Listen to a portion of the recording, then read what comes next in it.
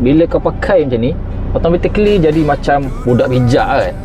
Kalau korang nak jadi stylo, attach je dia punya spek yang hitam ni, buat macam ni. Terus nampak handsome guys. Kalau korang tak suka yang ni, korang boleh attach yang lagi stylo ni. Yang ni jenis ada pantulan. Orang luar takkan tahu korang pandang apalah. Yang ini guys, warna kuning ni ala-ala orang kaya yang ada gaya stylo macam Tony Stark. Pakai ni tu terus nampak macam profesor. Orang tak tahu pun kau pakai spek yang berapa harga dia. Nampak macam spek mahal.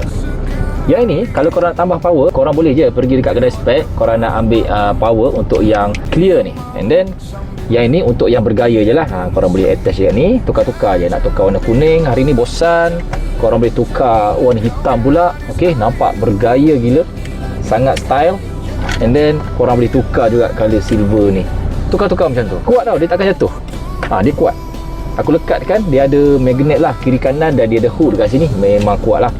So kalau korang nak juga spek ni, cuba korang tengok dekat beg kuning tu. Harga dia murah gila weh. Memang boleh tukar-tukar dan audit lah dengan harga dia. Memang style. Oops, lagi satu. Korang akan dapat juga dia punya kotak ni, dia punya casing ni korang akan dapat juga. Dalam kotak dia bagi dengan kain lap ni sekali. Selalu tukar-tukar ni biasanya terkena tangan lah, cap jari lah, kena habuk lah. Korang boleh tukar-tukar dan boleh lap juga. Korang boleh tekan dekat beg kuning bawah tu. Korang dapat semua ni tau.